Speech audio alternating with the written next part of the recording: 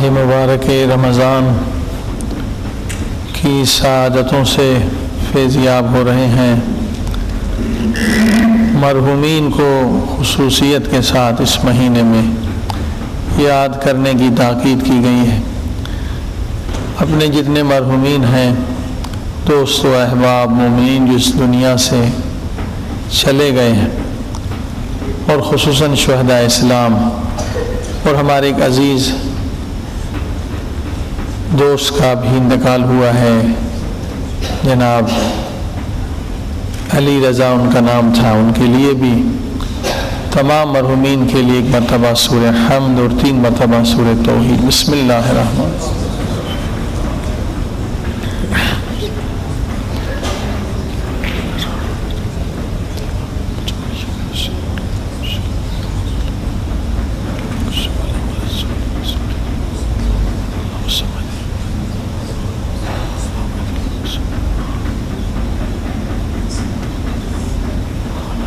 صلوات محمد و آل محمد۔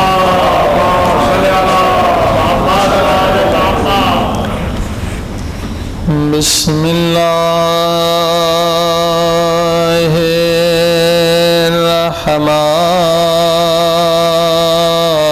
الرحمن الرحیم۔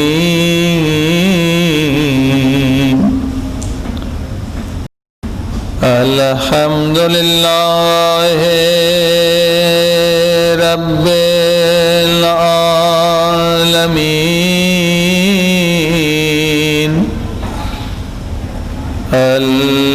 الحمدللہ کما هو اہلہ،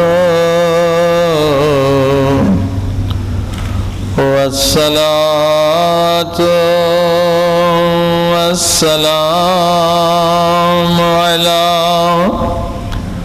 سید المرسلین وخاتم النبیین ابی القاسم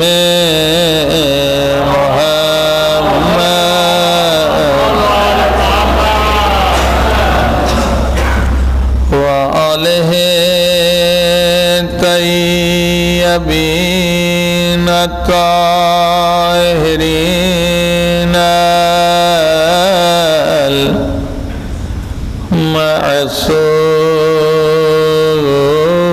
المعصومین۔ سب مل کے زمانے کے امام کے ظہور کے لیے دعا فرمائیں۔ الہی عظم البلاء وبرہ الخفاء وانکشف الغطاء وانقطع الرجاء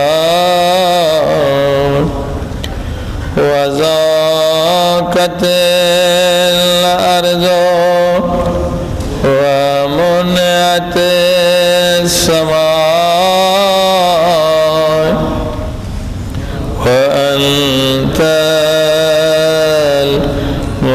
المستعان وإليك المشتكى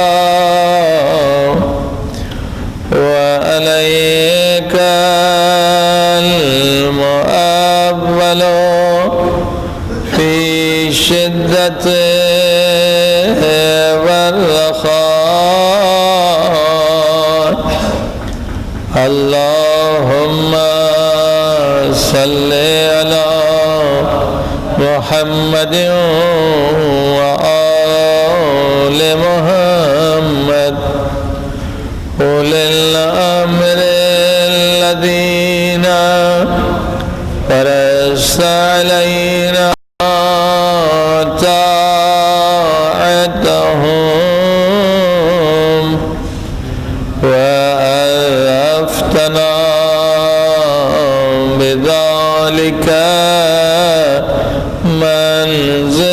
منزلتهم ففرجنا بحقهم فرجا عاجلا قريبا كلمح البصر أو هو أقرب. سب مل کے یا محمد یا علی یا علی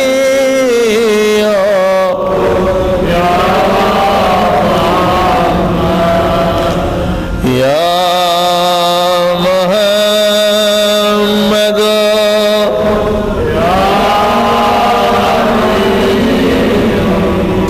یا علی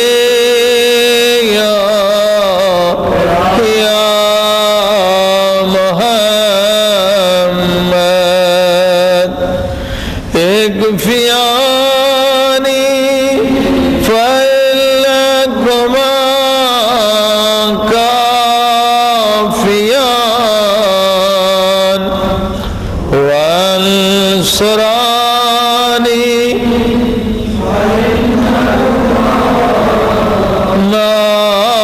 ناصرا یا مولانا یا صاحب زمان یا مولانا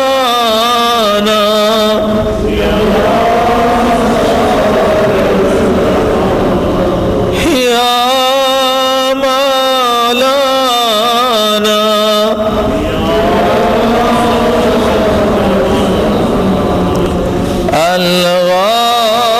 الغوث الغوث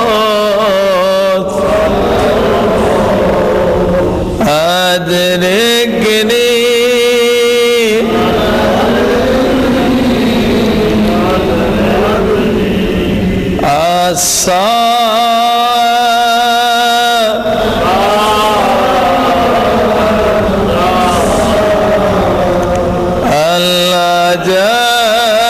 الأجل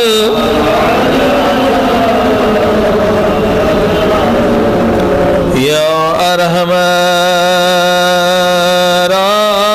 الراحمين بحق محمد وآله الطاهرين. السلام.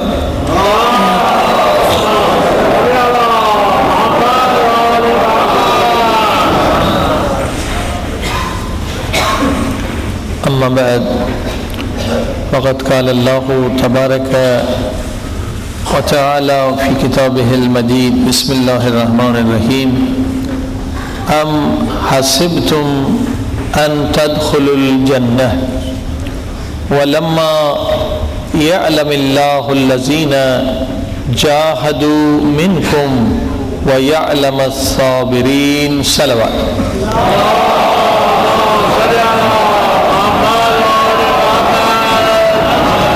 معزز سامعین، سورہ مبارکہ آل عمران میں اللہ سبحانہ و تعالیٰ کا ارشاد ہو رہا ہے کہ اے مسلمانوں، تم یہ سوچ رہے ہو، تم یہ خیال کر رہے ہو کہ بغیر جہاد کے اور بغیر صبر کیے ہوئے تم جنت میں داخل ہو جاؤ گے.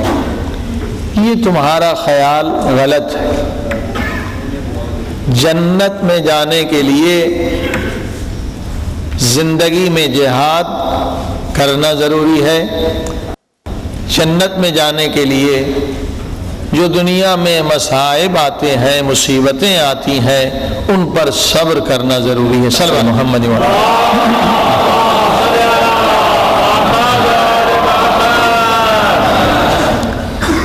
عرض کیا گیا کہ خدا کا شکر ہے، خدا کے لاکھ احسان ہے کہ جو ہمارے رہبر ہیں، جو ہمارے رہنما ہیں، جو ہمارے قائدین ہیں، جو ہمارے ائمہ معصومین ہیں، ان کی زندگی کے ہر لمحے میں ہمیں جہاد بھی نظر آ رہا ہے اور صبر بھی نظر آ رہا ہے۔ سبحان اللہ۔ بہترین جہاد ہر زمانے کے اعتبار سے اہل بیت نے دنیا کو کر کے دکھایا ہے۔ مولا علی علیہ الصلوۃ والسلام کا جہاد جس سے کوئی کافر بھی انکار نہیں کر سکتا، لیکن یاد رکھیے کہ مولا علی نے صرف تلوار سے جہاد نہیں کیا، صرف جہاد اصغر نہیں کیا، بلکہ مولا نے جتنا جہاد اصغر کیا ہے اتنا ہی جہاد اکبر کیا، اور اسلام جو پھیلا ہے وہ جہاد اصغر سے بھی پھیلا ہے اور جہاد اکبر سے بھی پھیلا ہے۔ مثال آپ کی خدمت میں عرض کرنے والا ہوں، مولا علی میدان جنگ میں ہیں، کافر سامنے آ گیا، لڑتے لڑتے مولا علی نے اس کی تلوار کو توڑ دیا، تلوار ٹوٹ چکی ہے۔ اب یہاں پر کافر نے نہیں معلوم کیا سوچا، موت اسے سامنے نظر آئی، کہا یا علی میں نے سنا ہے کہ آپ بہت بڑے سخی ہیں۔ مولا علی نے فرمایا تو نے صحیح سنا ہے۔ کہا اگر واقعاً آپ سخی ہیں تو اب میرے پاس تلوار نہیں ہے، میری تلوار ٹوٹ چکی ہے، اگر آپ سخی ہیں تو اپنی تلوار مجھے خیرات میں دے دیں۔ دشمن سوال کر رہا ہے، میدان جنگ میں سوال کر رہا ہے، مولا نے فرمایا بس اتنا سوال ہے؟ مولا نے دشمن کے سامنے، کافر کے سامنے، قاتل کے سامنے اپنی تلوار پھینک دی۔ تلوار چاہیے؟ یہ تلوار لے لو۔ تلوار کا پھینکنا کیا تھا، تلوار کا دینا کیا تھا؟ اللہ اکبر! اس کافر کے دل پر اتنا اثر ہوا، اتنا اثر ہوا کہ تلوار کی طرف نہیں بڑھا بلکہ مولا علی کے قدموں کی طرف بڑھا۔ کہا مولا میں مسلمان بننا چاہتا ہوں، آپ مجھے کلمہ پڑھوا دیں۔ اللہ اکبر! اب آپ نے دیکھا جہاں تلوار چلانے کی ضرورت تھی وہاں اہل بیت نے تلوار چلائی ہے، اور جہاں تلوار کی ضرورت نہیں تھی وہاں یہ لوہے کی تلوار سے نہیں بلکہ اخلاق کی تلوار سے مسلمان بنائے۔ اور فرمائی اب جناب جنگ تو ہو گئی ختم، اصحاب نے مولا علی کو گھیرے میں لے لیا کہ یا علی آج تو آپ نے بہت خطرناک کام کیا تھا۔ کوئی میدان میں بھی خیرات کرتا ہے، کوئی میدان جنگ میں بھی سخاوت دکھاتا ہے، آپ نے اپنے قاتل کو تلوار دے دی، اپنے دشمن کو تلوار دے دی، ایسا خطرناک کام پھر کبھی نہ کیجیے گا۔ یہ تو اللہ کا احسان ہے کہ وہ مسلمان ہو گیا، لیکن اگر وہ مسلمان نہ ہوتا اور تلوار چلا دیتا تو کیا ہوتا؟ مولا علی کو مشورہ دیا جا رہا ہے کہ مولا کبھی کافر کو تلوار نہ دیجیے گا، کبھی تلوار کی خیرات نہ دیجیے گا۔ اب مولا نے کیا جواب دیا؟ مولا نے فرمایا کہ سنو میرے دوستو، اگر میری تلوار اس کے ہاتھ میں تھی تو اس کا دل علی کے ہاتھ میں تھا۔ صلوات پڑھے محمد۔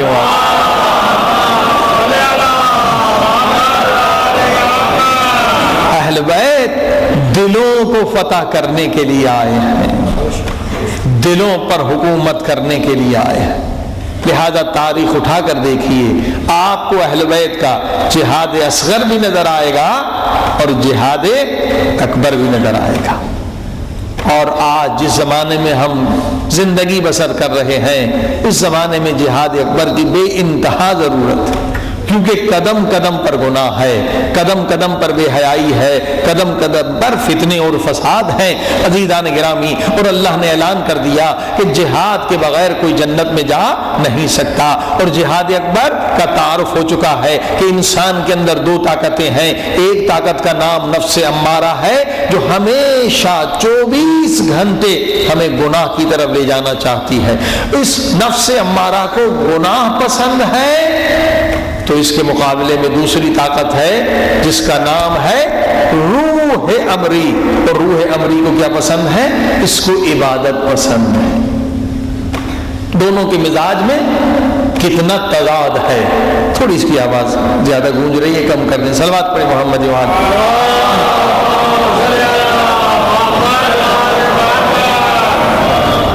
ہماری روح کو عبادت میں لذت ملتی ہے مگر نفس کو عبادت میں تکلیف ہوتی ہے، اسے اچھا نہیں لگتی، عبادتیں اچھی نہیں لگتی، عبادت میں مزہ نہیں ملتا. نفس کو ملتا ہے مزہ فتنے فساد میں، فحاشی میں، گناہ میں، بے حیائی میں، خدا کی مخالفت میں.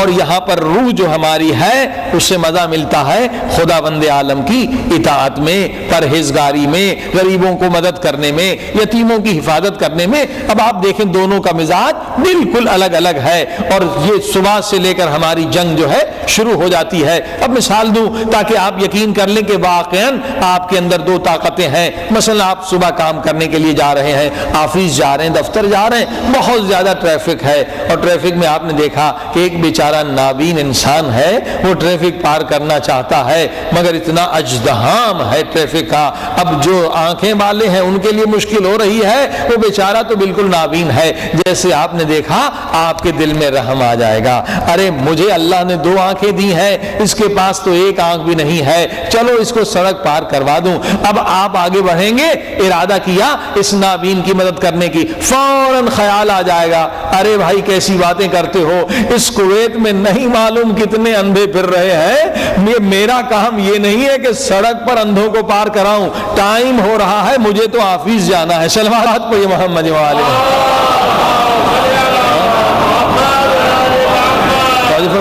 فوراً نفس کا دوسرا خیال آ جائے گا کہ میرا یہ کام نہیں ہے کہ میں سڑک پہ اندھوں کو پار کراتا پھراؤں، نہیں معلوم کتنے اندھے ہیں، مجھے دفتر جانا ہے، چھوڑو اس بات کو. اب آپ نے دیکھا جہاں نیکی کا سوال اٹھتا ہے، نیکی کا خیال آتا ہے، نیکی سامنے آتی ہے، فوراً نفس امارہ روکتا ہے. جہاں پر کوئی فقیر آ گیا، مجھے اللہ کے راہ میں روٹی کھلا دو، فوراً دل میں رحم آ جاتی ہے، ارے بھائی اس کو 2 روپے دے دوں، مگر فوراً نفس روکتا ہے، نہیں معلوم کتنے فراڈی ہیں، یہ بھی انہی میں سے نہ ہو. توجہ فرمائی آپ نے کہ جہاں نیکی سامنے آتی ہے یہ نفس انسان کو نیک عمل کرنے سے روکتا ہے، کیونکہ اسے نیکی پسند ہی نہیں ہے، اور روح جو ہماری ہے اسے گناہ پسند ہی نہیں. صلوات پڑھی محمد وعلى.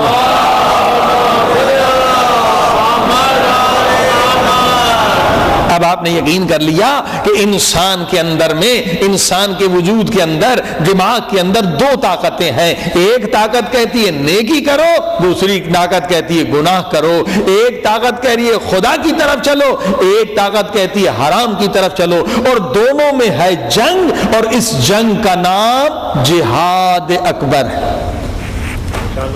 بڑی جہاد، سب سے بہت بڑا جہاد، جہاد اکبر کیوں کہا گیا، جہاد اصغر کیوں نہیں کہا گیا؟ عزیزان گرامی 2 وجوہات، کل بھی پرسوں بھی عرض کیا تھا. ایک وجہ تو یہ ہے کہ یہ جہاد جو ہے یہ جنگ 1-2 سال کی نہیں، 10 سال کی نہیں، 20 سال کی نہیں، جب تک ہمارے جان میں جان ہے، زندگی ہے، تب تک یہ جنگ جاری ہے.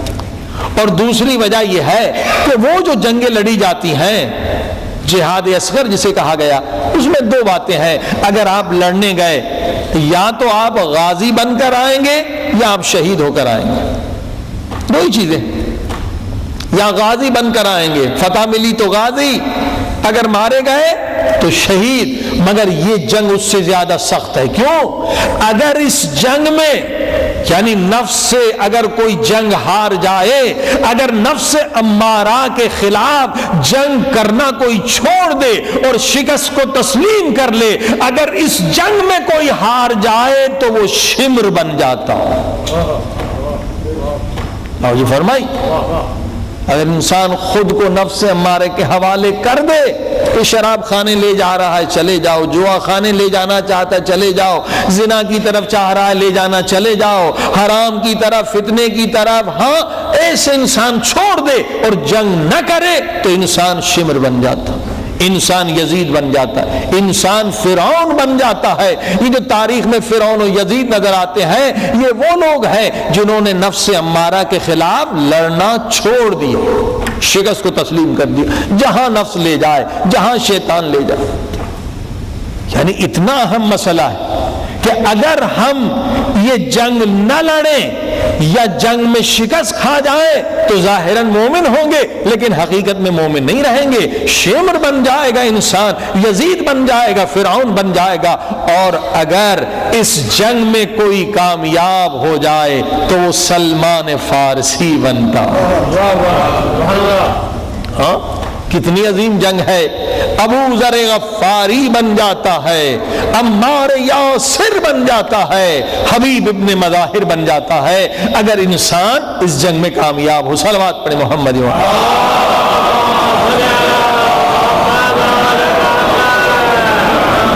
اب پہلی مجلس میں بھی عرض کیا گیا یہ جنگ خود اپنے وجود کے خلاف ہے، اپنی ذات کے خلاف ہے، اپنے نفس کے خلاف ہے. کون سا ہتھیار چلے گا؟ نہ تلوار چلا سکتے ہیں، نہ خنجر چلا سکتے ہیں. ہتھیار وہ چلے گا جو قرآن نے بتلایا اور جو اہل بیت نے بتلایا. ایک ہتھیار آپ سن چکے ہیں، یا ایھا الذین آمنوا استعینوا بالصبر والصلاۃ. اے مومنو مدد حاصل کرو. کس سے؟ صبر سے اور نماز سے. صبر کا ہتھیار آپ نے سنا کہ کیسے ہتھیار بنتا ہے صبر؟ جب دل میں خوف خدا ہو تو انسان صابر بنتا. جب رحمت خدا میں امید ہو تو انسان صابر بنتا ہے. اور تکرار عمل سے کوئی بھی ایکشن ریپیٹ ہو تو کیا ہوتا ہے؟ عادت بن جاتی ہے. انسان کو صبر کرنے کی عادت بنانے کے لیے ہی یہ مہینہ، یہ رمضان کا مہینہ، یہ روزوں کا مہینہ، ان روزوں کو خداوند عالم نے ہم پر واجب کیا ہے. صلوات پہ محمد.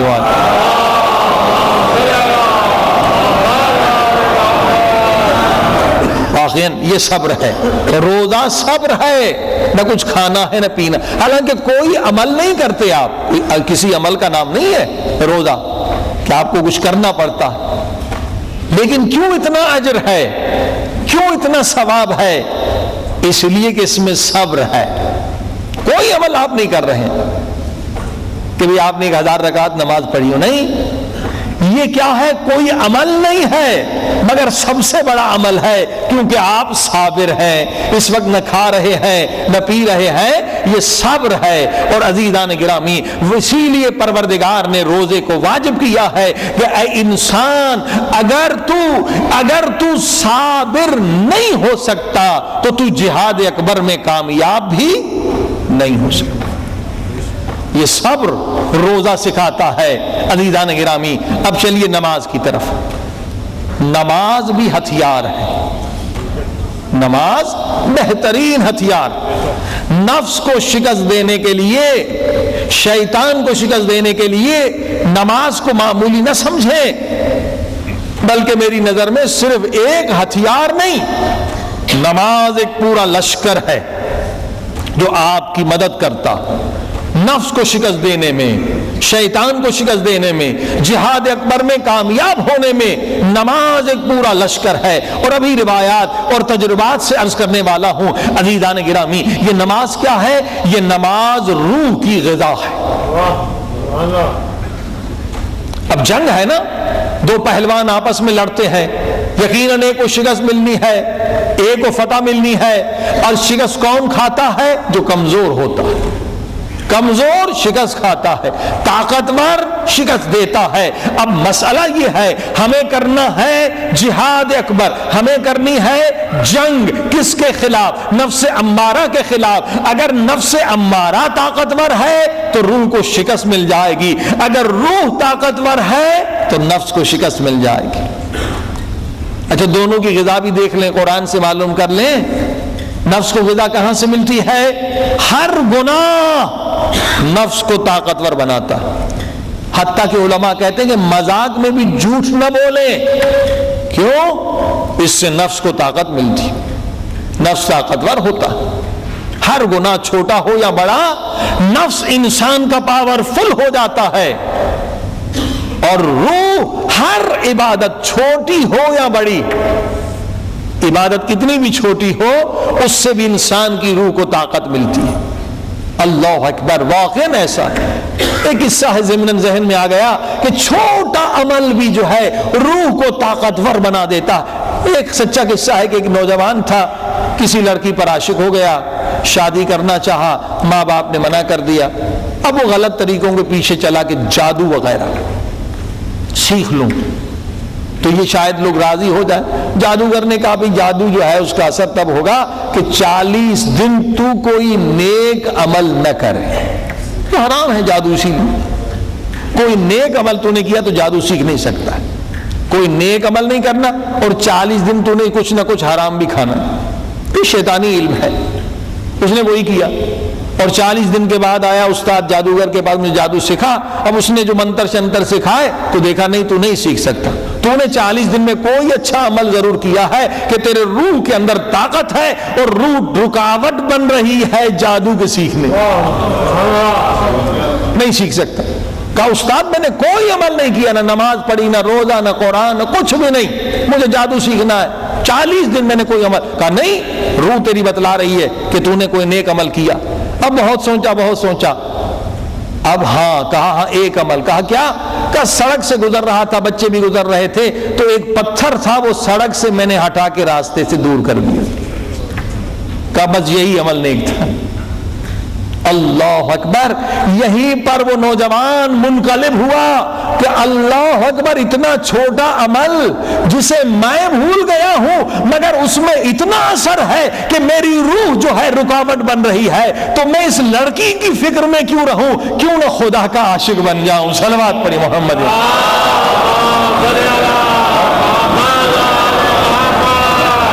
جو خدا اتنا قریب ہے، توجہ فرمائی آپ نے کہ چھوٹا بھی آپ عمل کرتے ہیں اس کا روح پہ اثر ہوتا ہے۔ یتیم کی مدد کی، اس پہ روح کا اثر ہوا۔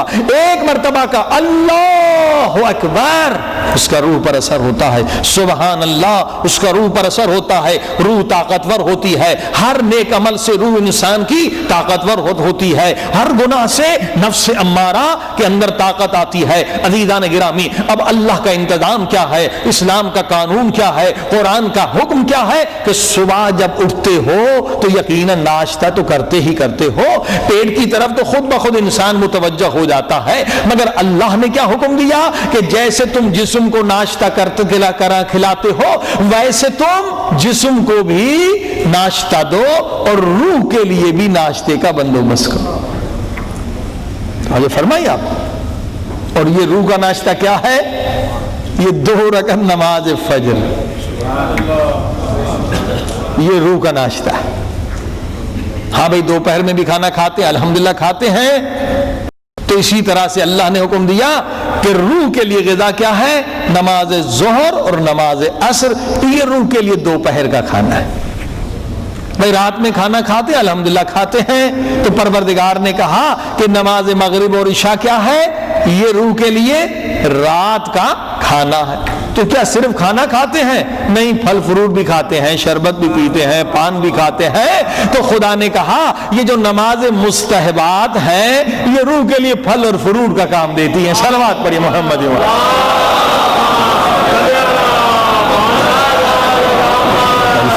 تاکہ انسان کی روح طاقتور رہے، نفس کا مقابلہ کر سکے۔ اور پھر یہ آج کل کے ڈاکٹروں نے کہا کہ بھئی اگر آپ چاہتے ہیں کبھی بیمار نہ ہو، بیماری کی وجہ کیا ہے؟ کوئی نہ کوئی وٹامنز کی کمی ہو جاتی ہے، منرلز میں سے کوئی چیز، کیلشیم کم ہو گئی، یہ چیز کم ہو گئی، انسان بیمار ہو جاتا ہے۔ تو روزانہ ایک ملٹی وٹامن کھا لیا کریں تو آپ بیمار نہ ہو۔ تو قرآن نے کہا اگر چاہتے ہیں کہ روح آپ کی بیمار نہ ہو، روح آپ کی کمزور نہ ہو، تو ایک ملٹی وٹامن جو ہے وہ قرآن نے بھی بتلائی ہے روح کے لیے۔ وہ ملٹی وٹامن کیا ہے؟ وہ ہے نماز تہجد۔ نماز تہجد پڑھا کرو تاکہ روح بہت زیادہ طاقتور ہو جائے۔ صلوات پڑھے محمد۔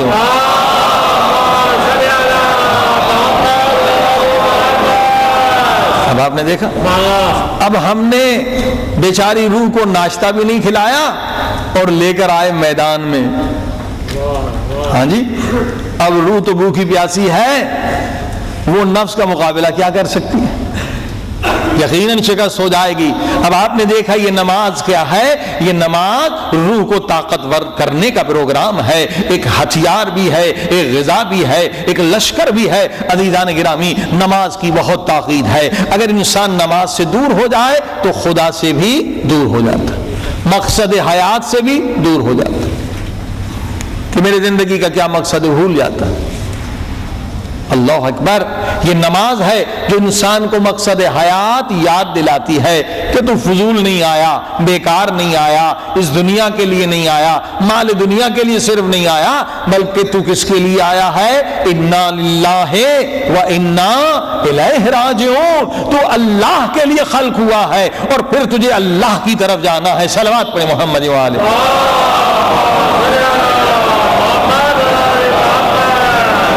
اللہ اکبر۔ دیکھیے نماز کی خوبی یہ ہے، اس میں ہماری دنیا بھی ہے اور آخرت بھی ہے۔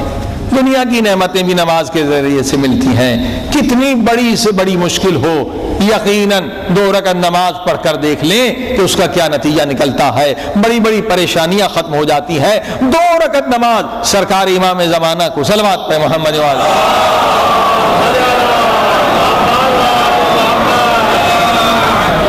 یہ تجربہ شدہ عمل ہے۔ 2 رکعت نماز پڑھ لیں امام زمانہ کی، کتنی بڑی مشکل ہو، کتنی بڑی بیماری ہو، اور نماز کا طریقہ کیا ہے؟ 2 رکعت نماز پڑھتا ہوں امام زمانہ علیہ الصلوۃ والسلام قربتاً الی اللہ۔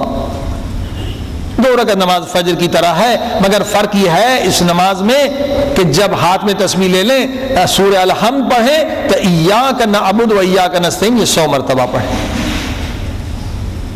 اور باقی وہی طریقہ، مگر رکوع اور سجود بھی 7 مرتبہ۔ رکوع میں کہنا سبحان ربی العظیم و بحمدہ 7 مرتبہ، اور سجدے میں بھی 7 مرتبہ سبحان ربی الاعلی و بحمدہ 7 مرتبہ کہنا۔ نماز باقی ویسی نماز ہے جیسے فجر پڑھتے ہیں، نماز ختم ہو جائے تسبیح پڑھ لیں، اور ایک تسبیح سجدے میں جا کے صلوات درود کی پڑھ لیں، بڑی سے بڑی مشکل حل ہو جاتی ہے۔ اس قدر اس نماز میں پروردگار نے طاقت رکھی ہے، اس توسل امام زمانہ اجل اللہ تعالی فرج شریف۔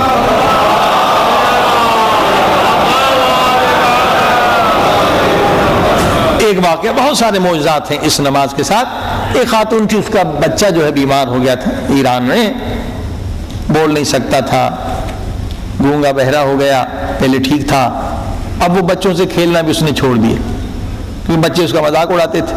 4-5 سال کا بچہ تھا، پہلے سمجھتا تھا، نہ سنتا ہے نہ بولتا ہے، بالکل گھر میں اکیلا اکیلا گوشہ نشین۔ اب ماں کا دل جل رہا ہے، باپ کا دل، ڈاکٹروں نے لا علاج کر دیا، اور یہ چلی گئی جمکران مسجد امام زمانہ اجل اللہ تعالیٰ فرج شریف، قم میں جو مشہور مسجد، ہزاروں کو آج بھی وہاں سے شفا مل رہی، لاکھوں لوگ آتے ہیں الحمدللہ، خصوصاً 15 شعبان میں کہتے ہیں کہ 5 لاکھ سے زیادہ لوگوں کا مجمع تھا۔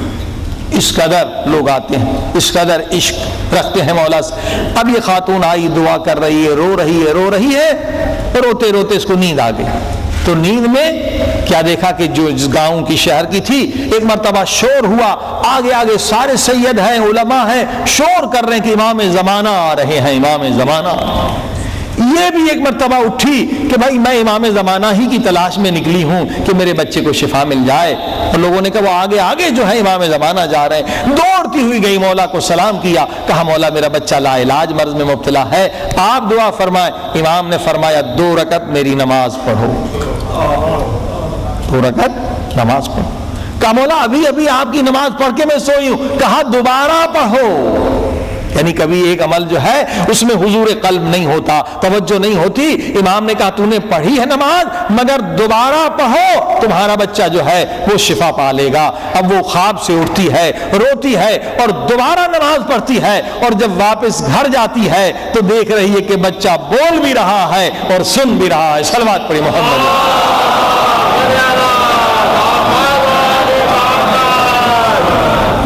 مشکل نہیں اہل بیت نے جس کے لیے نماز نہ بتلائی ہے، ہر مشکل کے لیے ایک نماز۔ 200 مستحبات نمازیں ہیں اہل بیت نے بتلائی ہیں۔ ہم غافل ہیں، پریشانیوں میں پھر رہے ہیں، قرض دار ہے اس کے لیے اپنی نماز ہے، اولاد نہیں ہو رہی اس کے لیے نماز ہے، کوئی بھی مشکل ہو، اہل بیت نے بتلایا ہے ہر مشکل کے لیے ایک نماز ہے، عجیب نماز، 200 سے زیادہ مستحبات نمازیں ہیں۔ عزیزان گرامی، تو نماز کو معمولی نہ سمجھیں، اللہ اکبر، دنیاوی بھی فوائد ہیں، اخروی بھی فوائد ہیں۔ نماز قبر کا بھی سہارا ہے، سرمایہ ہے، جہاں پوری دنیا ہم سے بے وفا ہو جائے گی مگر نماز سب سے زیادہ با وفا عمل ہے۔ جہاں اولاد بھی بے وفا ہو جائیں گے، دوست بھی بے وفا ہو جائیں گے، مگر یہ نماز ہے جو قبر میں ہمارے ساتھ چلے گی، یہ وفادار ترین ہمارا ساتھی ہے، اس سے عشق رکھیں، اس سے دوستی رکھیں۔ لہذا اہل بیت فرماتے ہیں جب بھی آذان کا وقت ہوتا ہے، اب سنیے، نمازی تو بہت سارے ہیں مگر وقت پہ نماز نہیں پڑھتے، اور سمجھتے ہیں ٹھیک ہے نماز پڑھ لی مسئلہ حل ہو گیا۔ ایک حدیث، ایک قرآن کی آیت، اہل بیت فرماتے ہیں، نقل کرتے ہیں حدیث کہ جب بھی آذان کا وقت ہوتا تو ملک الموت تمام انسانوں کو دیکھتا ہے۔ اب یہ بھی بتائیے، اللہ کے رسول کہہ رہے ہیں ملک الموت دنیا میں جتنے انسان ہیں ان سب کو دیکھتا ہے۔ اب ملک الموت نبی ہے یا امام ہے؟ نہ نبی ہے نہ امام، مگر اللہ نے اسے طاقت دی ہے۔ فرمائی شیعہ سنی سب نے نقل کیا کہ جب بھی آذان کا وقت ہوتا ہے تو ملک الموت کائنات کے تمام انسانوں کو دیکھتا ہے کہ کون نماز پڑھ رہا ہے، کون نماز سے دور ہے۔ عزیزان گرامی، یہ ملک الموت وہ ہے کہ جب تمام فرشتے آدم کو سجدہ کر رہے تھے تو یہ بھی سجدہ کرنے والوں میں شامل تھا،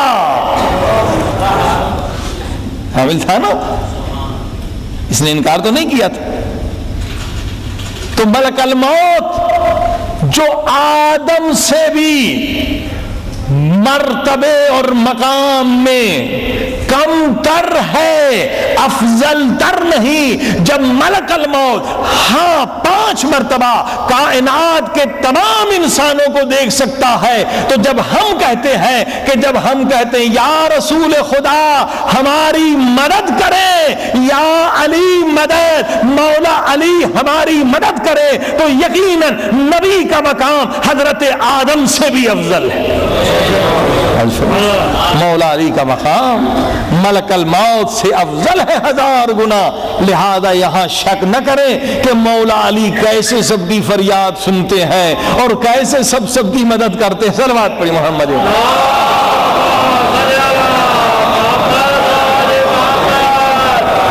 فرمائے ملک الموت ہر انسان کو دیکھتا ہے، کون نماز پڑھ رہا ہے اور کون، یہ نہیں کہ بے نمازی، فضیلت کے وقت پہ کون نماز پڑھ رہا ہے، کہ آذان آ گئی اب کون نماز پڑھ رہا ہے۔ ملک الموت بعد میں نہیں دیکھتا، اس وقت دیکھتا کہ اب فضیلت کے وقت پہ کون نماز پڑھ رہا ہے اور کون نہیں پڑھ رہا۔ اب امام فرماتے ہیں، حدیث کو نقل کرتے ہیں، جن کو ملک الموت دیکھتا ہے کہ یہ فضیلت کے وقت پہ نماز پڑھ رہے ہیں، ان کی روح بڑے آرام سے نکالتا ہے، انہیں سکرات میں کوئی تکلیف نہیں ہوتی۔ نمازی ہیں مگر ابھی دفتر کے کاموں میں مشغول ہیں، نمازی ہیں مگر ابھی گاڑی چلانے میں مشغول ہیں، نمازی ہیں مگر ابھی کھانے پینے کے کاموں میں مشغول ہیں، ٹی وی دیکھنے میں مشغول ہیں، آخر میں جب فراغت ہو گئی تو پھر جا کے نماز پڑھ لیں گے۔ عزیزان گرامی، یہ نماز تو ہے مگر یہ نماز سکرات کے عذاب سے نہیں بچا سکتی۔ یہ تو ہو گئی حدیث۔ اب قرآن کی آیت سن لیں، فَوَيْلٌ لِّلْمُصَلِّينَ الذین فی صلاتہم ساہون۔ جہنم ہے، چاہے ایک دن کے لیے ہی کیوں نہ ہو، جہنم ہے ان نمازیوں کے لیے، بے نمازیوں کے لیے نہیں کہا، نمازیوں کے لیے۔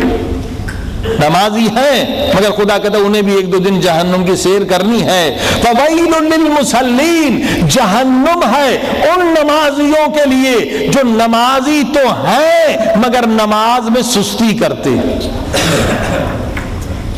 اللہ اکبر، جب نماز میں سستی کرنے والوں کے لیے جہنم ہے تو جو نماز نہ پڑھنے والے ہیں ان کے لیے کیا ہوگا؟ توجہ فرمائی۔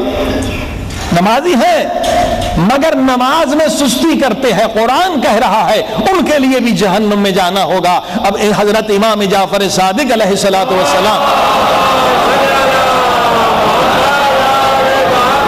ارواحنا لہ الفدا، امام سے اس آیت کی تفسیر پوچھی گئی، مولا نمازی ہیں مگر جہنم میں جائیں گے، یہ کون سے نمازی ہیں؟ فرمایا یہ وہ نمازی ہیں جو نماز پڑھتے ہیں مگر فضیلت کے وقت پہ نہیں پڑھتے، اس کے عین وقت پہ نہیں پڑھتے بلکہ دیر سے نماز پڑھتے، فضیلت کا وقت گزر جاتا۔ اب آیت بھی سن لی آپ، حدیث بھی سن لی کہ نماز کی کتنی اہمیت ہے۔ نماز پڑھیں تو وقت پر پڑھیں، نماز فضیلت کے وقت پہ پڑھنے کا بہت زیادہ ثواب ہے، اور خصوصاً مولا علی کے ماننے والوں کو نماز میں کبھی سستی نہیں کرنی چاہیے۔ کوئی دوسرا کرے تو کرے مگر جس کا امام علی ہے، جس کا امام حسن ہے، جس کا امام حسین ہے، وہ کبھی نماز میں سستی نہ کرے، کیونکہ مولا علی کا سر بھی نماز میں تھا، سجدے میں تھا، شہادت کا جام نوش کیا۔ مولا حسین کا سر بھی سجدے میں ہے، اور پوری زندگی جس طرح سے مولا علی نے نماز پڑھی ہے، علی نے اتنی نمازیں پڑھی ہیں، علی اتنے نمازی ہیں کہ صرف نمازی نہیں بلکہ علی مجسم خود نماز ہے۔ کہتے ہیں نا کہ یہ انسان اتنا عادل ہے، اتنا عادل ہے، اتنا عادل ہے کہ یہ مجسم عدل ہے، خود عدل بن چکا ہے۔ تو علی اتنے نمازی ہیں کہ صرف علی نمازی نہیں بلکہ علی خود مجسم نماز ہے، خود علی مجسم نماز ہیں۔ اس قدر مولا علی کی نمازیں ہیں کہ جنگ صفین ہے، سخت جنگ لڑی جا رہی ہے، گردنیں کٹ رہی ہیں، تیروں کی بارش ہے، تلواروں کے حملے ہیں، نیزوں پہ نیزے گر رہے ہیں، چیخ و پکار بلند ہے، اور میدان جنگ میں مولا علی ہیں، لیکن مولا بار بار آسمان کو دیکھ رہے ہیں۔ ابن عباس پریشان ہیں، مولا کیا کر رہے ہیں؟ مولا چاروں طرف سے تلواریں ہیں، نیزوں پہ نیزے، دشمن کے حملوں پر حملے، آپ دشمن سے غافل ہو رہے ہیں، آسمان کی طرف کیوں دیکھ رہے ہیں؟ مولا نے فرمایا آسمان کی طرف اس لیے دیکھ رہا ہوں کہ زوال ہوا ہے یا نہیں، نماز کا وقت ہوا ہے یا نہیں۔ ابن عباس نے حیران ہو کر کہا مولا یہ وقت کوئی نماز کا ہے؟ مولا علی نے جلال میں آ کر کہا ابن عباس کیا کہہ رہے ہو؟ اسی نماز کو قائم کرنے کے لیے تو میں تلوار چلا رہا ہوں۔ میری جنگ کوئی تخت و تاج کے لیے نہیں ہے، میری جنگ اس لیے ہے کہ نماز قائم ہو جائے۔ نماز پڑھنا اور ہے، نماز کو قائم کرنا اور ہے۔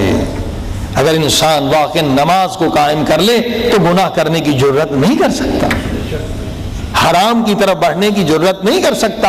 وہیں پر مولا علی نے مصلی عبادت بچھا دیا، میدان جنگ میں علی نماز پڑھ رہے ہیں۔ کیا صرف مولا علی کا یہ شیوہ نہیں؟ حضرت امام علی رضا علیہ الصلوۃ والسلام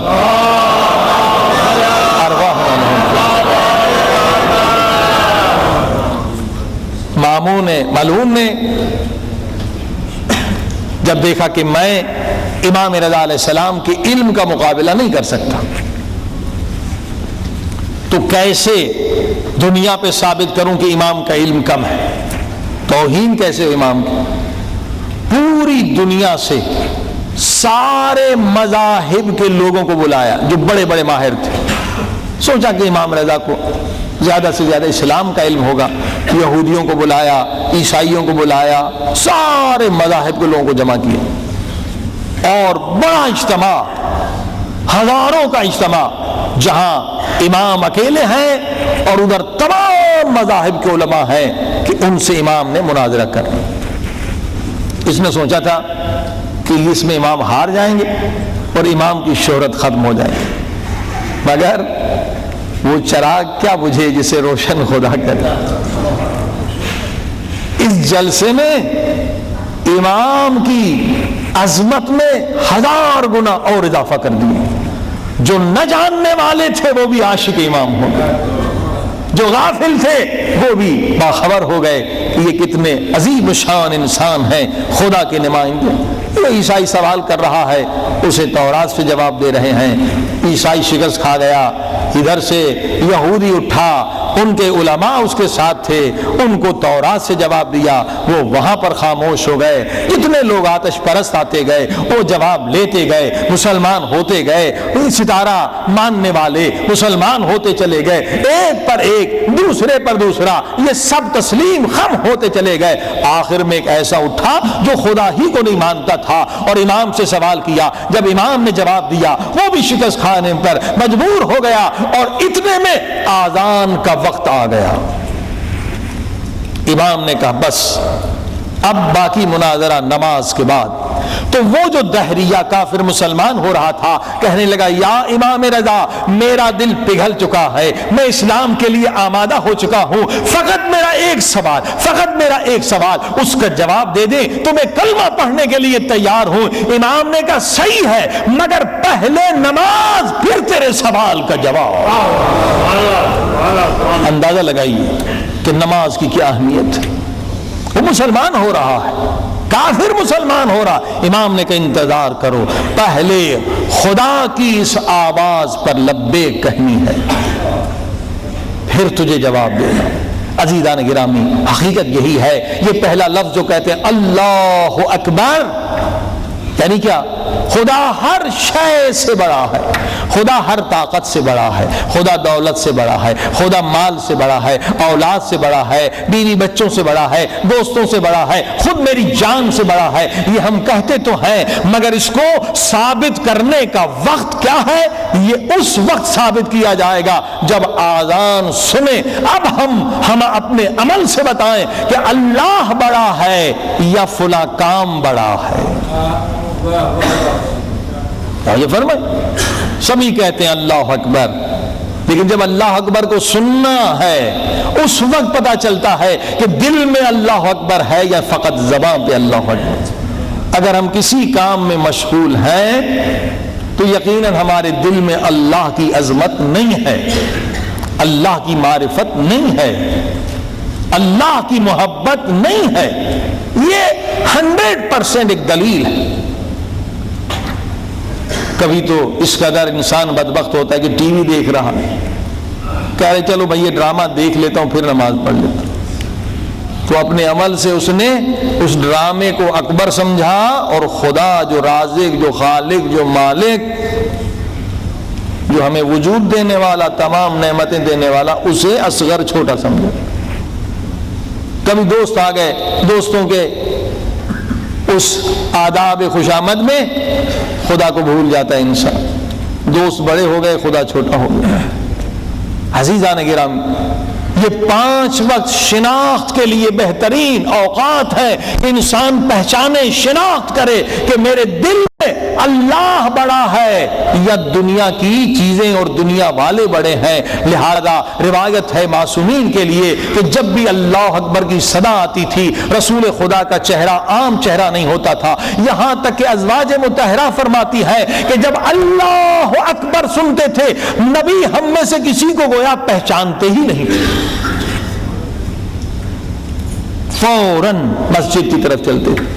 اہل بیت کا بھی یہی حال ہے۔ مولا علی جب اللہ اکبر کی آواز سنتے تھے تو عشق خدا میں، محبت خدا میں، عظمت خدا میں، جلال خدا میں مولا علی کا جسم کامنے لگتا تھا، اور فرماتے تھے کہ امانت خدا ادا کرنے کا وقت آ گیا، امانت الہی کی ادائیگی کا وقت ہے نماز۔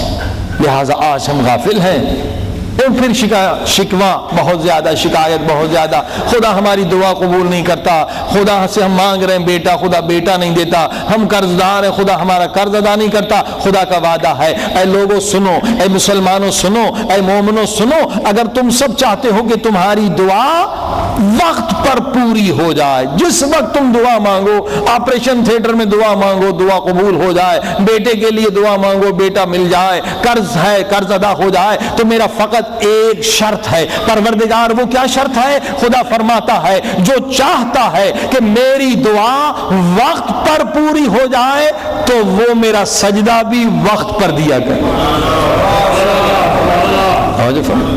نماز تو ہم نے وقت پہ نہیں پڑھنی، مگر دعائیں ساری ہماری قبول وقت پر ہو جائیں۔ عزیزان گرامی، وہ انسان مستجاب دعویٰ یعنی اس کی دعا قبول ہو جاتی ہے جو کبھی نماز لیٹ نہ پڑھے۔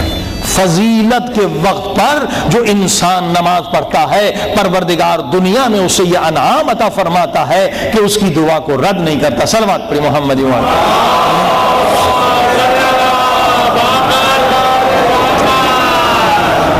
وجہ کیا ہے؟ وجہ یہی ہے کہ نماز میں جتنی دیری ہوگی اتنی دیر روح ہماری بھوکی رہے گی، روح کمزور ہو جائے گی، اور جب روح کمزور ہو گئی تو اس جنگ میں ہم جیت نہیں سکتے۔ عزیزان گرامی، یہ روزوں کا مہینہ بہترین مہینہ، عبادت کا مہینہ، یہ نفس کے خلاف جنگ ہے۔ یہ روزہ کیا ہے؟ بھوک اور پیاس سے خدا کو کوئی فائدہ نہیں ملتا، اس سے نفس امارہ کمزور ہو جاتا۔ یہ ٹریننگ ہے جہاد اکبر کی کہ بھوکے رہو تاکہ نفس کمزور۔ نوجوان آئے شکایت کہ اللہ کے رسول، یہ شہوات، جوانی میں بیوی بھی نہیں ہے، یہ شہوات ہمیں گمراہ کر رہی ہیں۔ فرمایا اگر تم بیوی حاصل نہیں کر سکتے، نکاح نہیں ہو سکتا، تو اس شہوت نفسانی کو ختم کرنے کا طریقہ کیا ہے کہ روزے رکھو، مستحب روزے رکھو۔ آپ نے دیکھا یہ روزہ کیا ہے؟ نفس کو مارنے کا ایک عمل۔ جب پیٹ بھر جاتا ہے نفس سرکش ہو جاتا ہے، اور یاد رکھیے جس نے پیٹ پر کنٹرول نہیں کیا وہ کسی چیز پہ کنٹرول نہیں کر سکتا۔ ام الامراض، حکما کہتے ہیں کہ ساری بیماریاں پیٹ سے نکلتی ہیں، ام الخبائث بھی پیٹ ہے، کہ جو انسان پیٹ پہ کنٹرول نہیں کر سکتا وہ آنکھ پہ بھی کنٹرول نہیں کر سکتا، کہ میری آنکھ کسی کی ماں بہن کو حرام سے نہ دیکھے، نہیں کنٹرول کر سکتا۔ وہ انسان زبان پہ بھی کنٹرول نہیں کر سکتا، وہ انسان نفس پر بھی کنٹرول نہیں کر سکتا۔ اصل پیٹ ہے جو اللہ نے روزہ واجب کیا ہے، اس لیے کہ پیٹ پر کنٹرول اگر تم نے کر لیا تو یہ کامیابی کی کنجی ہے۔ اب ہم 15 12 16 گھنٹے بھوکے پیاسے تو رہتے ہیں، مگر افطار کے وقت کنٹرول نہیں ہوتا، وہاں گاڑی جو ہے اسپیڈ میں چلی جاتی ہے، نہیں وہاں بھی کنٹرول کرنا ہے، تو ہمارے روزوں میں عظمت بڑھ جائے گی، ہمارا ول پاور بڑھ جائے گا، جہاد اکبر میں کامیابی بڑھ جائے گی کہ فل پیٹ بھر کے مت کھایا کریں۔ تمام بیماریاں اس وجہ سے ہوتی ہیں، نفس سرکش اس وجہ سے ہوتا ہے، مگر جو بہت سارے لوگ غصے دار ہوتے ہیں اگر وہ کھانے میں کھانا کم کر لیں ان کا غصہ بھی کم ہو جائے گا۔ یہ تجربہ کر کے دیکھیں، 2 روٹیاں کھاتے ہیں 1.5 روٹی کھائیں، یہ نہیں کہ بالکل بھوکے رہیں، تھوڑی جگہ جو ہے پیٹ میں خالی رہنی چاہیے۔ اور یہ جگہ کا حکمت کے اعتبار سے بھی فائدہ ہے کہ ایک طبیب آیا، اللہ کے رسول آپ کے پورے مدینے میں نے ایک بیمار نہیں دیکھا، کیا یہ بیماریاں نہیں آتی؟ کہا کیوں نہیں آتی؟ کہا کوئی بیمار نہیں، جب یہ مسلمان نہیں تھے ڈھیر سارے بیمار ہوتے تھے، اب کوئی بیمار نہیں۔ وجہ کیا؟ اللہ کے رسول نے فرمایا اللہ نے روزوں کی حکمت انہیں بتلائی ہے، اور میں نے انہیں یہ سکھلایا ہے کہ جب بھی دسترخوان پہ بیٹھو تو پیٹ بھر کے مت کھاؤ۔ اگر 2 روٹیاں جی چاہتا ہے 1.5 روٹی کھاؤ، اگر 1.5 روٹی جی چاہتا ہے 1 روٹی کھاؤ، تھوڑا حصہ پیٹ میں باقی رہے، الحمدللہ یہاں کوئی بیمار نہیں۔ یہی اصول ہے حکمت کا، اور یہی اصول ہے روحانیت اور معنویت حاصل کرنے کا۔ اگر چاہ رہے دعا میں لذت ملے، شب قدر ایک نورانی حال ہو، ہم گریا کریں، ہمیں عبادت کی لذت، اعمال کی لذت، دعائے کمیل کی لذت، تو پیٹ کا تھوڑا حصہ خالی رکھنا پڑے گا۔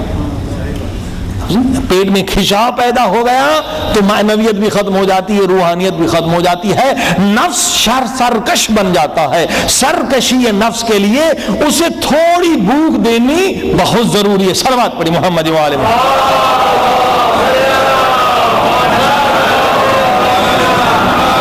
اچھا، یہ تو ہو گیا طبی اعتبار سے۔ اصل فائدہ کیا ہے؟ اصل اس سے آپ کا ارادہ مضبوط ہوگا، ول پاور مضبوط ہوگی، کہ آپ کر سکتے ہیں۔ آج ٹرائی کریں کہ افطار کے وقت آپ کتنا کنٹرول کر سکتے ہیں، آہستہ آہستہ کنٹرول ہوگا، ایک دم نہیں ہو سکے گا۔ اور اس سے اور ول پاور بڑھتا چلا جائے گا، بڑھتا چلا جائے گا. جہاں پیٹ پر کنٹرول ہو گیا پھر ہر عضو پہ کنٹرول ہو جائے گا. صلوات پڑھیں محمد و آل محمد.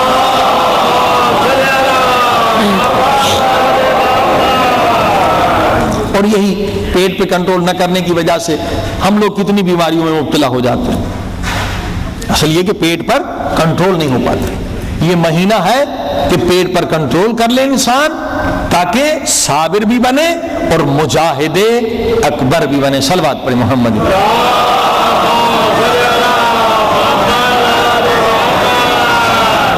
آئیے خدا کی بارگاہ میں چلیں. پروردگار، آدھے سے زیادہ مہینہ گزر گیا ہے، تھوڑے دن باقی ہیں. تو ہمیں توفیق عطا فرما کہ اس مہینے میں ہم اپنے نفس کو شکست دینے میں کامیاب ہوں.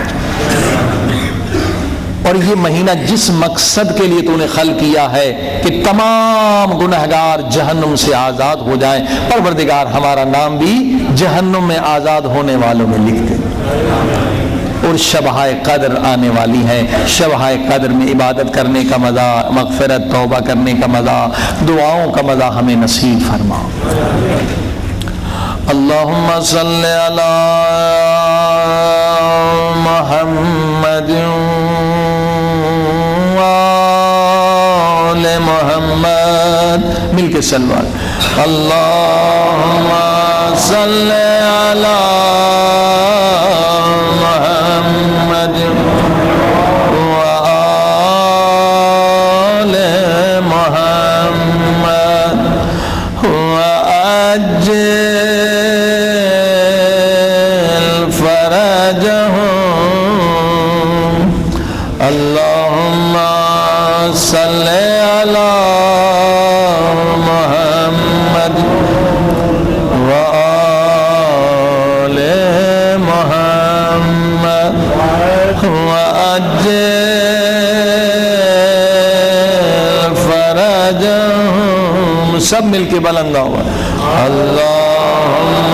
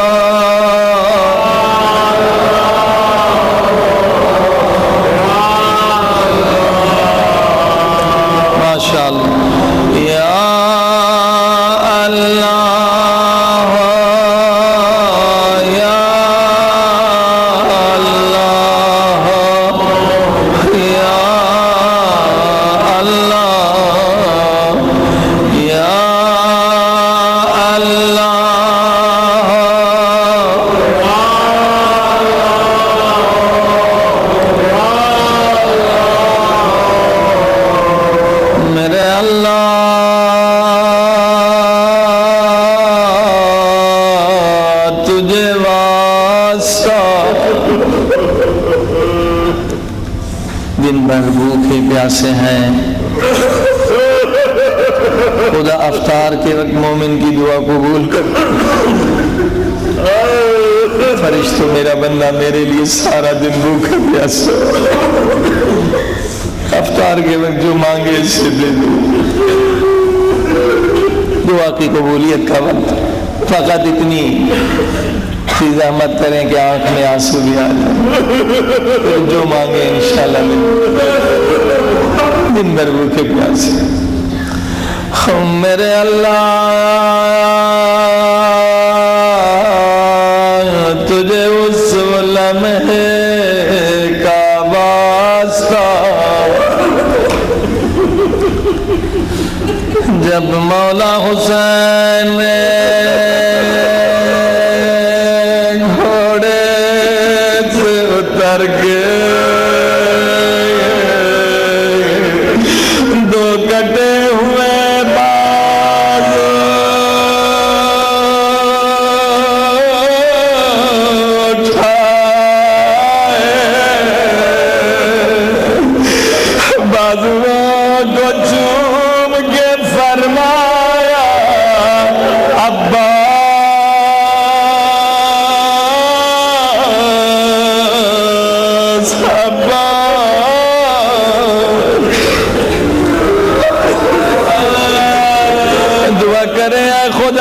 سب کو ذریعہ عباس کی زیارت نصیب کر دے.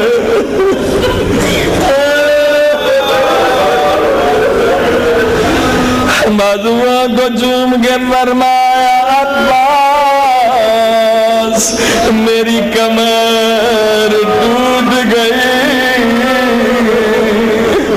اے خدا میرے گناہگار ہاتھوں کو نہ دیکھ، تجھے عباس کے کٹے ہوئے بازوؤں کا واسطہ.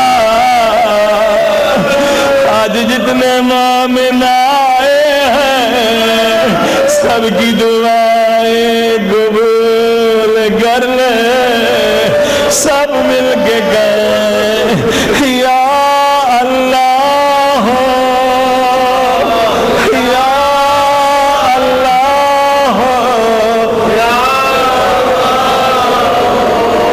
بلند یا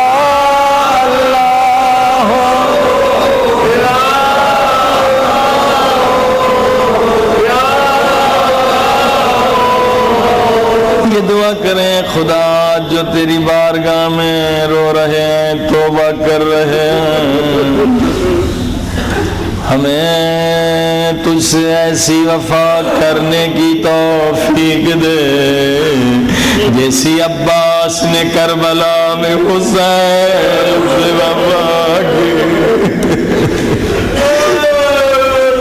خدا رمضان کے بعد ہم بے وفا نہ ہو جائیں، رمضان کے بعد پھر گناہوں میں مبتلا نہ ہو جائیں. ہمیں وہ عشق حسین دے جو تو نے عباس کو دیا تھا. یہ عشق حسین ہمیں گناہوں سے بچا لے گا، بے حیائیوں سے روک دے گا. واقعاً عباس جیسی وفا دنیا میں نہیں ملتی. بچپن سے ایسی ماں نے تربیت کی تھی. سنیں گے عباس کتنے عاشق اہل بیت. اس عشق دریا عباس میں سے ایک قطرہ بھی ہمیں مل جائے ہماری زندگیاں بدل. اے خدا جو عشق اہل بیت نے عباس کو عطا کیا تھا اس ماہ مبارک رمضان میں اس دریا سے چند قطرے ہمیں. بس ایک روایت عباس کتنے وفادار کتنے عاشق ہیں. حضادار مدینے میں عباس کی عمر 10 سال ہے. مدینے میں بغاوت ہے، حکومت کے خلاف بغاوت ہے. 10 سال کے عمر کے عباس رات ہو گئی گھر نہیں آئے. زینب پریشان بابا بابا میرے عباس نہیں آئے.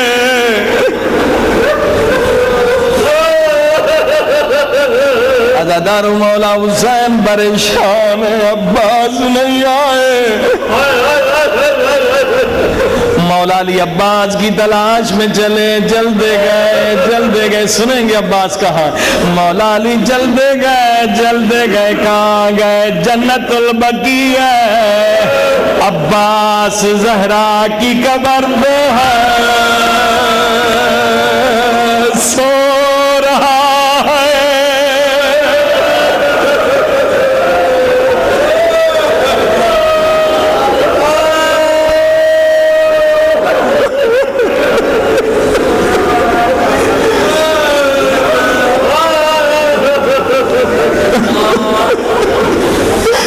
خدا وہ عشق زہرا دے جو عباس کے دل میں تھا.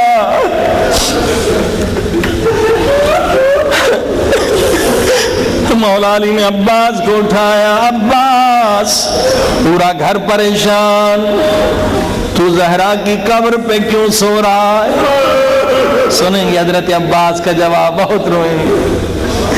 عباس نے رو کر کہا بابا بابا میں ہر رات دیکھتا تھا آپ حسن حسین کو، زینب میں کلثوم کو اندھیرے میں قبر زہرا پہ لے آتے تھے، مگر مجھے نہیں لاتے تھے، کیونکہ میں زہرا کا بیٹا نہیں ہوں۔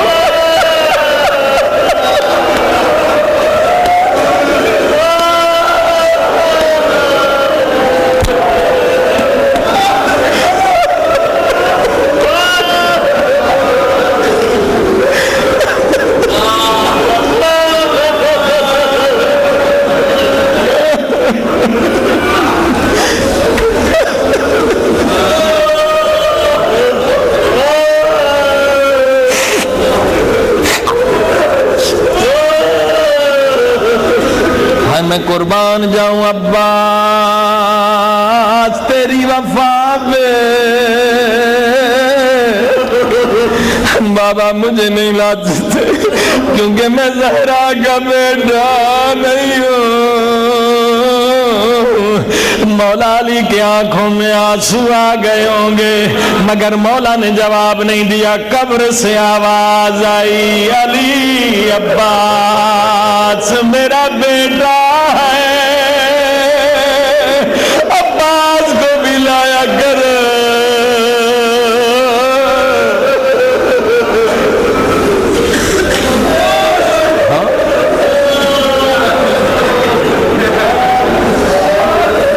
مولا علی سینے سے لگا کے لے گئے، مگر آج تک زہرا کا وعدہ، آج تک جناب زہرا کا وعدہ کہ عباس میرے بیٹے۔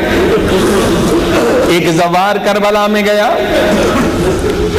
ہر روز 3-4 مرتبہ مولا حسین کی زری پہ زیارت کرنے جاتا تھا۔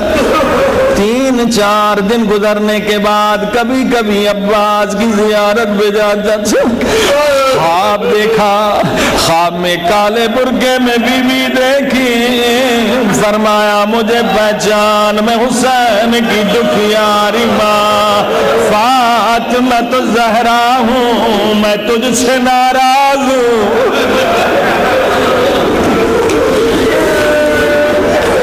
بی بی کہہ رہی ہے مومن میں تجھ سے ناراض ہوں، اے سید میں تجھ سے ناراض، کیوں ناراض ہے؟ فرمایا تو میرے بیٹے کی زیارت کو ہر روز کیوں نہیں جاتا؟ مومن نے کہا میں ہر روز 3 مرتبہ حسین کی زیارت کے لیے جاتا ہوں۔ بی بی نے پلٹ کر کہا مگر کیا تجھے نہیں معلوم عباس بھی میرا بیٹا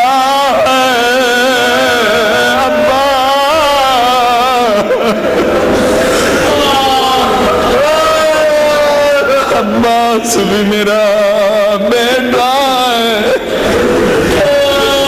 اور میرے اللہ تجھے عباس اور زہرا کا واسطہ آج ہمارے سارے گناہوں کو بخش دے، ہمارے والدین کے گناہوں کو بخش دے۔ سب مل کے 3 مرتبہ یا غفار یا غفار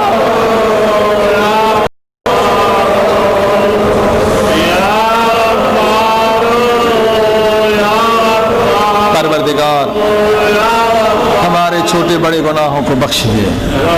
عباس باب الحوائج ہیں، جتنے مومنین مریض ہیں انہیں شفائے کاملہ عطا، نیک حاجات لے کر آئیں ان کی حاجات پورا، کیونکہ چند راتیں رہ گئی ہیں، دعا کی راتیں ہیں۔ انشاءاللہ نماز کے بعد امام زمانہ کی دعا ہوگی، اگر کوئی اہم سوالات ہیں تو وہ سوالات بھی پوچھے جا سکتے ہیں، انشاءاللہ ان راتوں سے فیضیہ ہو جائیں۔